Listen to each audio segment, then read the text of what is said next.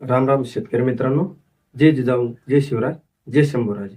शेतकरी मित्रांनो, खूप दिवसापासून आपण या चॅनलच्या माध्यमातून कोणत्याही हवामान तज्ञाचे अंदाज प्रसिद्ध केले नाहीत. तर आपण इथून पुढे वातावरणाचे अपडेट दररोज आपल्या चॅनलच्या माध्यमातून प्रसिद्ध करणार आहोत. तर ते आपण 1 ते 5 मे या दरम्यान चालू करणार आहोत. त्याआधी हवामान अंदाज म्हणजे काय हे जाणून घेणं शेतकऱ्यांसाठी अति महत्वाचं आहे. तर हवामान अंदाज म्हणजे विज्ञान आणि अत्याधुनिक तंत्रज्ञानाचा, उदाहरणार्थ सॅटेलाइट, रडार यांचा वापर करून भविष्यातील वातावरणीय स्थितीचा, जसे की तापमान, पाऊस, वारा तसेच विशिष्ट ठिकाण व वेळेसाठी वर्तवलेला अंदाज होय. हे अंदाज भौतिकशास्त्र आणि सांख्यिकीय पद्धतीवर आधारित असते, ज्याद्वारे मानवी जीवन, शेती आणि आपत्ती व्यवस्थापनासाठी पूर्वसूचना दिली जाते. आपल्या या व्हिडिओ मागील उद्देश कोणाचे नुकसान करणे नसून वादळी, अतिवृष्टी, उष्णतेची लाट यासारख्या गंभीर हवामानाची पूर्वसूचना देऊन जीवितहानी टाळणे आणि शेतकऱ्यांच्या मालमत्तेचे नुकसान होऊ नये हे आहे. तर शेतकरी मित्रांनो, आपल्या मनातील अनेक काही प्रश्नांची उत्तर आपण या व्हिडिओमध्ये जाणून घेणार आहोत. त्याचबरोबर आपल्या मनात दुसरे काही प्रश्न असतील हवामान संदर्भात तर ते कमेंट्स मध्ये नक्की कळवा, जेणेकरून पुढील व्हिडिओमध्ये त्या प्रश्नांचे उत्तर देण्याचा आम्ही प्रयत्न करू. तर मित्रांनो, आता जे काही प्रश्न असतात, जसे की WD म्हणजे काय, IOD म्हणजे काय, अल्निनो, ला निना, त्याचबरोबर यावर्षीचा मान्सून कसा असेल, तर उन्हाळ्यामध्ये पाऊस आला तर त्या पावसाचा येणाऱ्या मान्सूनवर काय परिणाम होईल, अशा प्रश्नांची उत्तरं आपण या व्हिडिओमध्ये जाणून घेणार आहोत. तर चला आपला जास्त वेळ न घेता माननीय डॉक्टर मच्छिंद्र बांगर साहेब यांच्याशी आपण संवाद साधणार आहोत आणि त्या कॉल रेकॉर्डिंगच्या माध्यमातून आपल्यापर्यंत अंदाज पोहोचवणार आहोत. राम राम सर. राम राम. सर, आपल्या चॅनलच्या माध्यमातून खूप दिवसापासून आपण कोणते हवामान अंदाज प्रदर्शित केले नाही, बरोबर. पण आता सध्या या आठवड्यामध्ये महाराष्ट्रामध्ये वातावरण तयार होणार आणि त्याची पूर्वसूचना म्हणून शेतकऱ्यांना अंदाज देणं जरुरीच होतं. त्यामुळे आपण हा व्हिडिओ बनवत आहेत सर. आणि सर, काही शेतकऱ्याचे प्रश्न देखील होते जे पेंडिंग राहिले होते, ज्याचे अनुत्तरित होते, त्याचे उत्तरे देखील शेतकऱ्यांना पाहिजे होते, जसं की आपला पेड ग्रुप, IOD संदर्भात, WD संदर्भात आणि उन्हाळ्यातील पावसाळ्या संदर्भात. आणि शेवटी आहेत आपला अंदाज, की जे यावर म्हणजे या आठवड्यामध्ये महाराष्ट्रामध्ये पाऊस कोणत्या भागात पडणार. तर सर, आपण सर्वप्रथम WD म्हणजे काय आणि प्रत्येक WD चा महाराष्ट्रावर परिणाम होतो का, याचं उत्तर द्या सर. WD हा उत्तर भारतामध्ये जास्त प्रभावी असतो आणि हिमालयांमध्ये जी बर्फवृष्टी होते हो ती WD कालावधीमध्ये होते. WD सुरुवात म्हणजे हिवाळ्याची सुरुवात असते. हो साधारण पावसाळा संपल्यानंतर हिवाळा सुरू होतो आणि या WD प्रभाव सुरू होऊन बर्फवृष्टी होते आणि मग थंडी सुरू होते आणि थंडी संपल्यानंतर मग उन्हाळ्याच्या संकेतामध्ये साधारणपणे हे WD कमजोर होतात. हो तर जेव्हा जेव्हा हिवाळ्याच्या काळामध्ये पाऊस पडतो, जेव्हा WD थोडे मध्य भारताकडे सरकतात, हो तेव्हा आपल्याला पाऊस जो होतो त्यात गारपीट होते. हो सर. आणि उन्हाळ्यामध्ये देखील WD प्रभाव हलक्या स्वरूपात असतो आणि त्याच्यामुळे सुद्धा उन्हाळ्यात देखील गारपीट होत असते.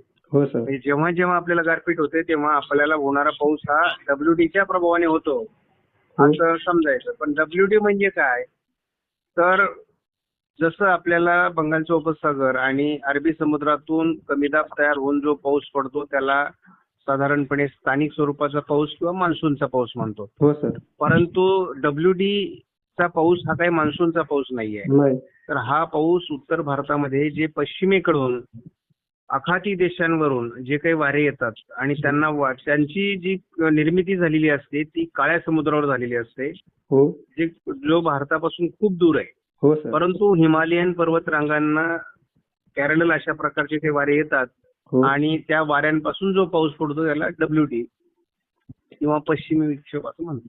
हो सर, पण म्हणजे देशामध्ये येणाऱ्या प्रत्येक WD चा महाराष्ट्रावर परिणाम होतो का? महाराष्ट्रावर परिणाम होत नाही. हो सर. केवळ काही WDचाच महाराष्ट्रावर परिणाम होतो. हो सर. सर, आपला दुसरा प्रश्न आहे, IOD पॉझिटिव्ह असताना अल निनोचा पाऊसमानावर किती प्रमाणात परिणाम होतो?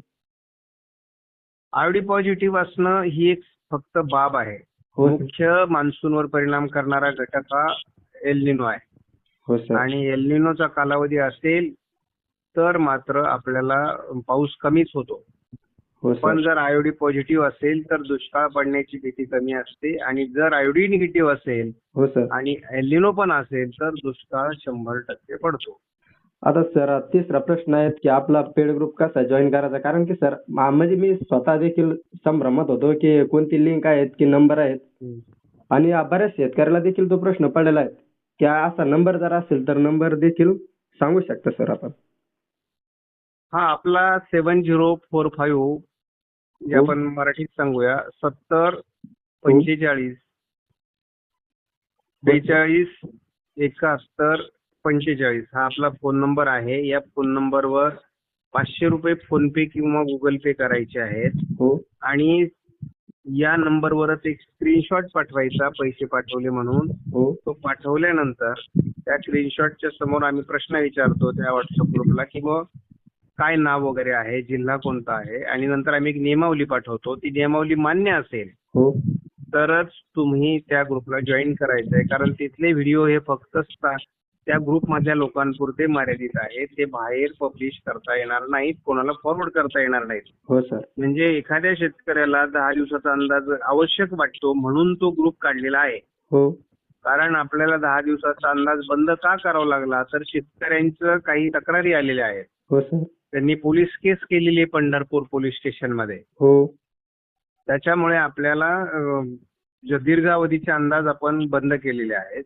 हो सर. तर आपण त्याच्याऐवजी 5 दिवसाचा अंदाज आठवडाभर आणि शेवटच्या रविवारी म्हणजे आठवड्याच्या शेवटी रविवारी हो. 7 दिवसाचा अंदाज आपण रेग्युलर चॅनलवर आपला येत राहणार आहे. हो सर. तसं म्हणजे पेड ग्रुप जॉईन करणं आवश्यकच आहे असं मी म्हणणार नाही. हो सर. याचं कारण असं आहे की 5 दिवसाचा आणि 7 दिवसाचा जो अंदाज मिळणार आहे त्यात शेतकऱ्यांचं भागून जाणार आहे. हो सर.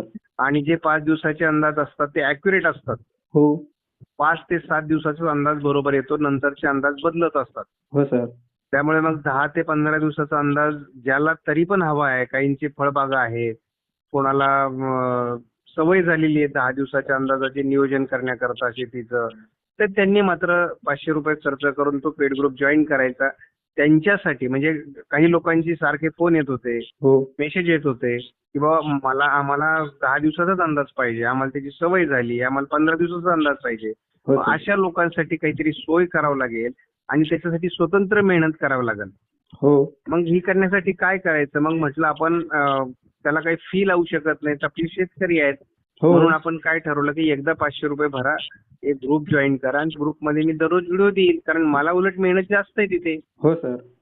कारण मला तो व्हिडिओ आधी बनावा लागतो, नंतर मग हे व्हिडिओ बनावे लागतात, तेव्हा मला डबल काम होतं. आणि त्यामुळे आपण एक नॉमिनल 500 रुपये फी ठेवलेली आहे, आणि ती आयुष्यात एकदाच भरायची आहे. जोपर्यंत आमचा हवामान अंदाज येतोय तोपर्यंत त्या ग्रुपवर अंदाज येत राहील. हो सर. नक्कीच सर. सर त्याचबरोबर आपला शेवटचा प्रश्न आहे, म्हणजे शेवटचा चौथा प्रश्न आहे सर, की 2025 मध्ये उन्हाळ्यात पाऊस आला होता आणि त्याचा हो. येणाऱ्या मान्सूनवर देखील परिणाम झाला होता. काही भागामध्ये खूप जास्त पाऊस झाला आणि काही भागामध्ये पिकं करपली होती. तर या उन्हाळ्यात पाऊस येईल का, आणि आलाच तर त्याचा मान्सूनवर काय परिणाम होईल? मान्सून आता फिक्स झालेला आहे. मान्सूनचं काय होणार आहे ते आपल्याला आता माहिती आहे. मान्सून म्हणजे पाऊस कमी आहे यावर्षी. हो सर. यावर्षी गेल्या वर्षी एवढा पाऊस पडणार नाही. परंतु आता हवामान एवढं बदललंय हो. की कमी वेळेत काही ठिकाणी खूप पाऊस होतो. हो त्याला सर. ढगफुटी म्हणतो आपण. आणि काही भागात पाऊसच पडत नाही. अगदी 20-20 दिवस, 15-15 दिवस गॅप पडतो. हो आणि सर. मग पिकांची खरी जी कोरडवाहू पिकं आहेत ती करपतात. हो. कारण त्यांना एक 10 दिवसात पाऊस आला नाही तर पिकं जे असतात धरू शकत नाहीत. आणि हलक्या जमिनीतली पिकं तर 4-5 दिवसात वाळून जातात. हो सर. त्यामुळे अशा ठिकाणी आपल्याला या वर्षीची ती भीती तीच आहे हो. की कोरडवाहू शेती अडचणीत येऊ शकते यावर्षी. हो सर. हो नक्कीच. परंतु ज्या ठिकाणी पाणीसाठे आहेत, विहिरीला पाणी असतं, नदीला पाणी असतं, शेततलाव आहेत, अशा शेतकऱ्यांना पाणी जपून वापरावं त्यांनी, कारण त्यांना मोठा कालावधी रब्बीचा आणि खरीप पिकांचा काढायचा आहे. हो सर. तर त्यामुळे शेतकऱ्यांना ती काळजी घ्यावी लागेल. आणि दुसरा तुम्ही जो प्रश्न विचारला होता की उन्हाळ्यात जर पाऊस आला, हो.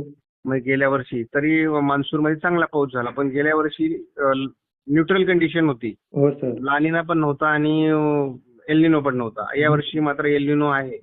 यावर्षी एल्निनो असतो आणि तो तीव्र असतो. हो. यावर्षी पाऊस कमी पडतो आणि यावर्षी तीव्र एल्निनो आहे. सर भारतीय त्यामुळे अडचणी येणार आहे. भारतीय हवामान खात्याने अल निनोचा परिणाम जे आहे, तो ऑगस्ट सप्टेंबर दरम्यान जास्त होईल असं दाखवलं, तर त्यावेळेस महाराष्ट्रामध्ये पावसाचं प्रमाण कमी असेल की सामान्य असेल? त्याच वेळेस आयोडी सक्रिय होणार आहे हो. आणि आयोडी सक्रिय होत असल्यामुळे शेतकऱ्यांना घाबरू नका असं मी सांगितलेलं आहे. हो सर. तर मुख्य कारण असं आहे की आपल्याला एकदमच पाऊस होणार नाही असं नाही. हो. जर आयोडी निगेटिव्ह असता तर ती परिस्थिती निर्माण झाली असती. हो सर. परंतु आयोडी पॉझिटिव्ह असल्यामुळे काहीतरी पाऊस आपल्याला होणारच आहे हो. आणि त्यामुळे आपले भागून जाईल एवढा पाऊस महाराष्ट्रात पडेल. हो सर. हो. म्हणजे फार भागात नुकसान होईल असं नाही, पण काही भाग असे असतील हो. म्हणजे ज्याच्यात आम्ही पर्जन्य छायेचा प्रदेश म्हणतो. यामध्ये नाशिकचा पूर्व भाग येतो, अहिल्यानगर येतो, सातारा पूर्व भाग येतो, पुणे पूर्व भाग येतो, सांगलीचा पूर्व भाग येतो. हो सर. तर या भागामध्ये पाऊस कमी पडणार आहे. कारण ज्या ज्या वर्षी एल निनो असतो त्या वर्षी या भागात पाऊस कमी पडतो. मराठवाड्यातही पाऊस कमी पडणार आहे. हो सर. परंतु मराठवाड्यामध्ये समजा उदाहरण सांगतो तुम्हाला, अमरावती जिल्हा आहे. हो. अमरावती विदर्भामधला असा जिल्हा असणार आहे त्या दक्षिणेला पाऊस जास्त होईल आणि उत्तरेला पाऊस कमी होईल. हो सर. तर असं पण एका जिल्ह्यात काही भागात चांगला पाऊस तर काही भागात कमी पाऊस पडण्याची देखील शक्यता आहे. सर, आपला शेवटचा प्रश्न आहे की आता पुढील हवामान अंदाज सांगा सर. नेमके कसं राहील? कुठे गारपीट होईल, कुठे वादळी वारे वाहतील? आज जो आता पाऊस येणार ह्या आठवड्यामध्ये, आज फक्त पाऊस जो आहे तो कोल्हापूर, हो. पुणे, सातारा, हो. सोलापूर, सांगली आणि लातूर, धाराशिव, थोडंफार दक्षिण बीडमध्ये, अहिल्यानगर दक्षिणमध्ये हो सर. आणि थोडाफार पाऊस नाशिकच्या दक्षिणी भागात पडेल. हो सर. त्यामुळे ह्या पावसाची फार भीती बाळगायची गरज नाही. त्याच भागात तो पाऊस होईल.